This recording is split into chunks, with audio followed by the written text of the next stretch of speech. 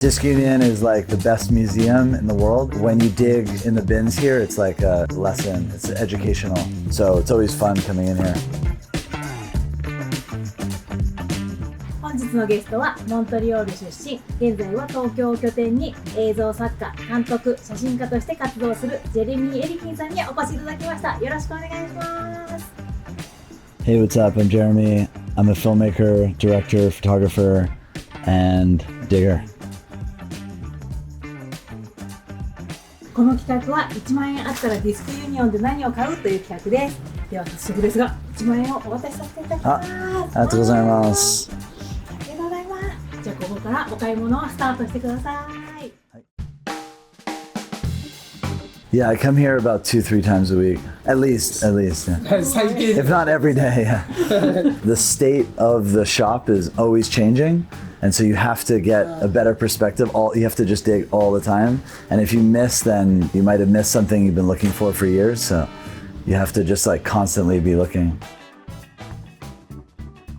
Yeah, I think I'm gonna buy something for myself, and then I'm mostly gonna use the money to buy for friends in New York. What about the condition? The condition is so good in Japan. It's so it's preserved so well. Okay. So for people in New York, it's like a record like even like this little Kim record. This goes for 5 times the price in New York, but it's like in really bad condition. But here it's like brand new and affordable. So yeah, it's great for friends that need a certain beat or something. Jay-Z Volume 1. This I'm gonna get for my friend Grant because he's a big Jay-Z head and it's super hard to find this clean, so get this for Grant. Yep. Yeah, probably maybe a Buckwild track. Buckwild, Lucky Me is on here, yeah. Cool Keith. Cool Keith. Everybody should have Cool Keith records in their collection. Keith is the best. This one's pretty crazy. In the Shrink, like brand new. Hello Nasty. This record had a big impact on me growing up. It was made on 12th Street at RPM Studios, same studio where they did Lauryn Hill, and it's an incredible sounding record, amazing mix. I started to film skaters in Montreal because I was a skater and all the friends of mine were doing they were just doing tricks that were on par or better than what I was seeing in VHS tapes growing up. And so I decided, digital cameras were I guess being invented. It was the late 90s. And I got a really small digital camera and I started to film my friends. And then it's kind of like, I guess the origin of being a collector. It's like you start to collect all these clips of skaters and then you make videos and then what are you going to put the video? Hip hop or funk or soul or whatever. And then you put out one, and you put out another and another, and then that's it. I just started by making skate videos, like collections of clips I would film. Yeah. That was natural for you. That was like the start of it, yeah. It was kind of out of necessity because no one had cameras who was into skateboarding. And then maybe a couple people had them, who were into hip hop or going to hip hop shows, but it was it's a small amount of people, so I don't know, it felt like fresh and new, and I liked tech things when I was growing up, so it just made sense. It's so hard without like my collection. I mean, Cool Keith for sure, KRS-One, De La Soul, Beastie Boys, basically whatever my brother was into. My brother was a hip hop DJ in the 90s, so I grew up sort of like in his record collection. So he had everything. He had doubles of every hip hop record and funk soul and stuff like that. This is just like childhood a bit for me, like hip hop, it's like very like just been with me my whole life, I guess. I had three siblings and my parents, and like my mom was really into like New York music, like kind of like Paul Simon and Simon & Garfunkel, like that kind of thing. My sister Rosetta was always playing like Prince and like electronic music. She was more adventurous in music. And then my brother was like all hip hop, only hip hop.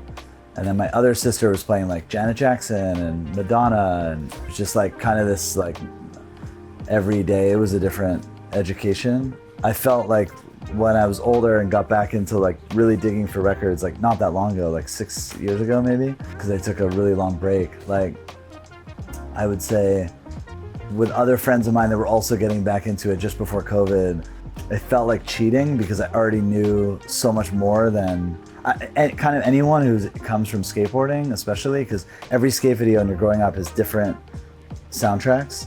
And so I kind of already knew like a lot of the samples that were in hip hop through skate videos. Like people like Spike Jonze and like Ty Evans, and then they were using instrumentals that were samples for later hip hop. They were kind of teaching me without realizing, because I was just, when I was a kid, I was only into it for the skateboarding. But then as I got older, it switched and it was like way more than music. Sort of out of curiosity, I wanted to know how the skate video called Mixtape happened, which was a video by R.B. O'Malley and Eli Gesner of New York. I had known that what was in the video was not all the footage, and I knew Eli had a lot of it and R.B. had some of it. It started out just hanging out with Eli and trying to get access to just to see more. I was just wanted to watch the footage that from the Stretch and Bobbito show and some of the unused skate footage. And as I got into it, it felt like there was a bigger story. After figuring that out, it was kind of like, maybe it's a film about Eli's life, because he would tell me crazy stories, and then he would tell me something insane, but then he would have a photo or footage for everything. And so I was like, maybe there's a bigger, 10-year film to be made, like a 10-year period of downtown New York, maybe something like longer than, because Mixtape is only a few years, so maybe like a bigger story. And then as I got into that, it's like Mars Nightclub and obviously Fat Farm and Supreme and all these other things that were around Eli, that Eli was a part of, the movie Kids. I just wanted to know, like, to keep going back. So it's like, okay, so before Mixtape it was Kids, before Kids it was Stretch and Bobbito, before Stretch and Bobbito it was Fat Farm, before Fat Farm it was this or that, and then Mars, and then he was, like all the way back, and then he had footage for everything. And so it was like, maybe there's a film, but I still didn't really know, and it took years just to investigate, to see if there's enough material for a feature film. Because at first it was going to be a short film or a series or something, but then there was enough footage you could do a whole movie or a whole documentary. It took about 5 years. When I made the film, Keith Hufnagel and Clark Kent were still alive, rest in peace. And at the time when I was doing those interviews, they were like everybody else. But now that they've passed away, I think looking back, like Clark Kent's interview was so special, and he was so generous with his time. And he didn't have to do that interview, and he really gave everything he had. When he came to the opening of the film, he came with his son, and his son was really emotional because he'd never heard his dad speak back in the 80s, on camera. And so there was just a great family moment. And so I think looking back on the film, that interview is really special to me. That are so Clark Kent was super integral in the hip hop scene in New York. Sick. Thinking of this for Mark from Montreal, good friend of mine. This is Strata East sample, Marching On by the Heat Brothers. Really dope to get the instrumental on the B-side, and got the acapella. He'll love this. I feel like he doesn't have this one, so. Oh my god, 面白い。Cool Keith. Cool Keith. Hi. He's a funny guy, right? Oh my god, he's so funny.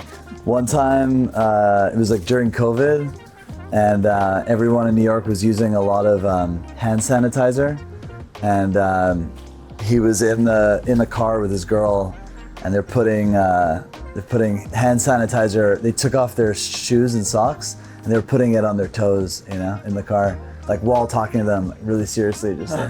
I've been very lucky to hang out with Cool Keith a lot, and every time there's some amazing story or moment that happens. Look at Black Elvis, Lost in Space. That's all you need to know. Oh, boom, I'll get this. I'll actually get this for myself. Hey ladies, I've been looking for this. Oh, another crazy one. Damn. This building where they shot the video for 3 MCs, 1 DJ, this is in the basement, and they would use it as a practice space. And on the ground floor, when you walk in, there was Sonic Youth had a practice space. And then the roof of the building was owned by Moby. The same building. Really? Yeah, all at the same time. I didn't know it was all in the same building until I think I'd like heard about it, but I went to go look at an apartment in this building, Yeah. and I asked the person showing the unit, you know, like the real estate person, I asked them about the building because it's the floors, everything about it just seemed really unique. And they said it used to be a cannonball factory. Like they would make cannonballs this is 100 years ago probably. Everything was cement, so soundproof, so it's good for music, you know, for music production. Super sick, but anyways, yeah, great video. Growing up, I was always watching this. Yeah. Large Pro, big influence, Large Professor. Super dear friend of mine, like big respect. He did this soundtrack for All the Streets Are Silent. Got to work with him, and he's incredible. The opening track in All the Streets was a cut. It was cut from Illmatic. I just wanted a producer who was around back then and kind of the sound of New York City, you know, from the mid 90s. And he's, I mean, as good as it gets, you know. He has a really good ear for everything. And so when you're editing a film, there's dialogue or there's something dramatic or like a party scene. It's so automatic with him. It's really like natural to work with him. Yeah. How did you know him? Through Vinnie Ponti, through the Zoo York skater. We just met up. I mean, I got lucky. It was COVID hit, and the film was done, and the soundtrack was uncleared, so it was all like really, you know, would have been really expensive to clear all the rights to the music. Yeah, like I said, I got lucky because Large Pro was in New York and we lived near each other. It just felt very organic. Yeah, it wasn't like forced or anything. No, like it wasn't awkward. It was just like he was into the footage. I was into, you know, obviously his records and his voice and everything. So yeah, it was just obvious choice. Yeah, and honored to have him, of course. Oh wow, I don't know this. Platinum Plus? What record is this from? Oh, it's from The Big Picture. This is cool though. We should probably get this. I'll give this to somebody. This is good to get, yeah. This is my friend Ben Edgar. He does a label called, I think it's just Ben Edgar, and then one of his hats is Switzerland, Chicago. Shirt is Club Mars, Yuki Watanabe from All the Streets. Yeah, we made 50 of these, like one for each person in the film. This shirt is from Nat Reggae in Shinjuku. Shoes are Stone Island New Balance. This is everyday, like, yeah, wardrobe.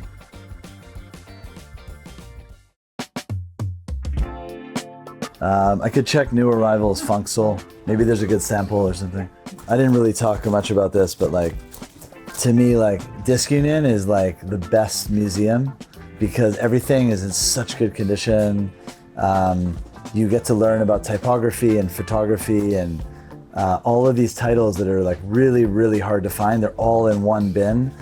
Usually in a record shop, they're all on the wall and you can't touch them. And here, they're just in, you know, like record like this, or like any of these records. I mean, these are like really rare records. Most people never get to see them, especially in this condition where they're mint. So it's always fun coming in here. I mostly dig for mono funk and soul. I've been really getting into mono.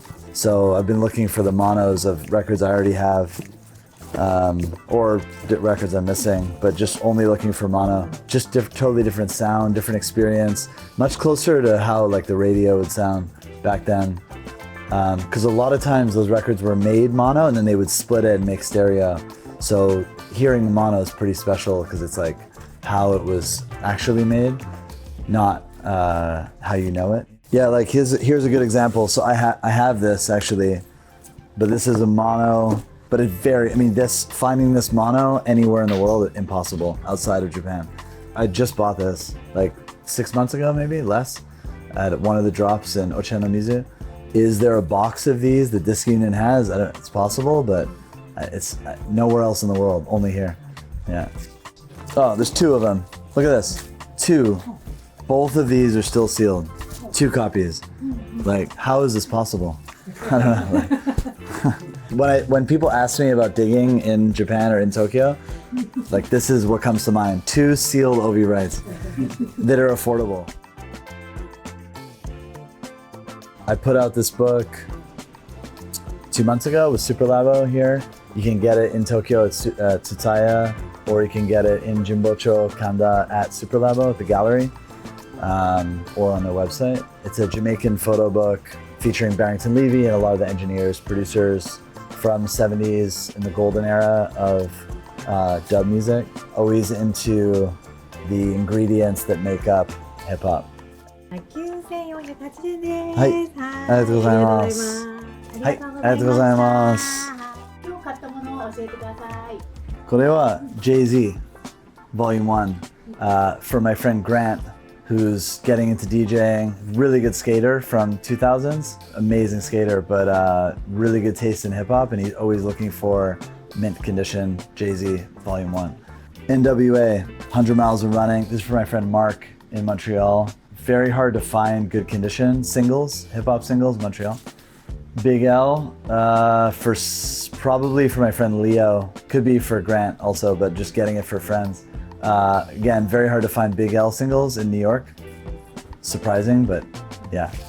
One Love's for my friend Mark. Heat Brothers, Strata East, Marching On, instrumental sample, Idesne. And then it's for myself. I had a copy of this a while ago, but it didn't have the hype sticker or the shrink wrap or anything. I usually only care about the shrink wrap when there's a nice like hype sticker, like the day it came out. And this one has it, and it's mint condition. So this is going with the rest of my BC Boys records in the collection. 今日のお買い物いかがでしたか？ Super fun. Diskunion is like the best museum in the world, and it's free for everybody to come and learn. Photography, typography, color, layout, music, history, music, sound. When you dig in the bins here, it's like it's a lesson. It's educational. So I look at it as from like an educational standpoint every time I'm in here. So, ありがとうございます。Thank you. ありがとうございます。また。